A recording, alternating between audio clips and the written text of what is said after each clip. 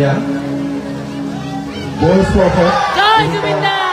পূৰ্ণাংগ প্ৰতিনিধি জয় জুবিন দা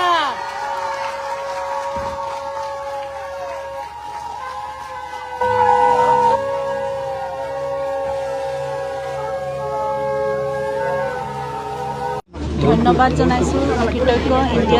international academy of স্কলাৰ্ছলৈ আৰু সমূহ কৰ্তৃপক্ষলৈ লগতে বিশেষকৈ ডক্টৰ ৰিতেশ বৰদলৈ মহাশয় তেওঁলোকে ইমান এটা ডাঙৰ পদক্ষেপ গ্ৰহণ কৰিছে পূৰ্ণাংগ প্ৰতিমূৰ্তি প্ৰতিষ্ঠা কৰি জুবিনৰ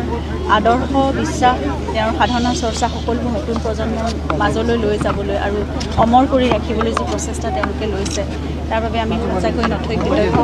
আৰু শ্ৰদ্ধাৰ খৰ্গেশ্বৰ বড়ো এগৰাকী শিল্পী তেখেতে এই ভাস্কৰ্য মূৰ্তিটো জুবিনৰ পূৰ্ণাংগ প্ৰতিমূৰ্তিটো সাজি উলিয়াইছে খুব সুন্দৰকৈ তেওঁলোকো ধন্যবাদ থাকিল আৰু এইটোৱে আমি সকলোৱে বিচাৰোঁ যে প্ৰজন্মৰ পৰা প্ৰজন্মলৈ প্ৰাণৰ শিল্পীজনক সকলোৱে কঢ়িয়াই লৈ যাওক আৰু বিশেষকৈ তেওঁৰ সৃষ্টিৰাজি আৰু কৰ্মৰাজিক তেওঁৰ আদৰ্শক সকলোৱে বুজি উঠক অনুধাৱন কৰি সেই মৰ্মে তেওঁক জীয়াই ৰাখক অকল তেওঁ গাই যোৱা গীতখিনিয়ে নহয় কাৰণ জুবিন অকল এজন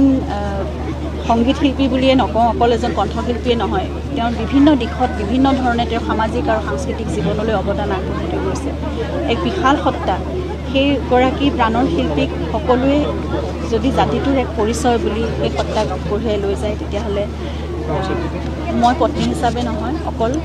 মই এগৰাকী অসমীয়া হিচাপে বা এগৰাকী তেওঁৰ অনুৰাগী হিচাপে তেওঁক ভালপোৱা এগৰাকী অসমীয়া হিচাপে সেই কথাটো আমাৰ সকলোৰে বাবে খুবেই এক গৌৰৱৰ কথা আৰু এনেকুৱা এক সত্তাকে যদি আমি পৰিচয়টোকে যদি আমি জীয়াই ৰাখিব নোৱাৰোঁ তেতিয়াহ'লে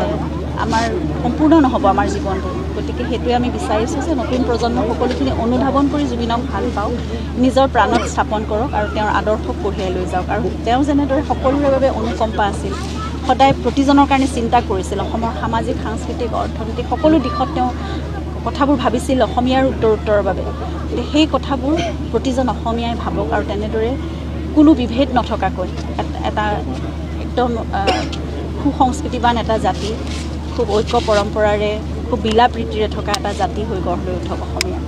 আজি কোৰ্টে গাইডলাইন দিছে যে জুবিনদাৰ যিটো একাউণ্টখন আপুনি ব্যৱহাৰ কৰিব পাৰে ছাকচেছন চাৰ্টিফিকেটখন এতিয়ালৈকে মোৰ হাতত অহা নাই কিন্তু অৰ্ডাৰটো পাছ হৈছে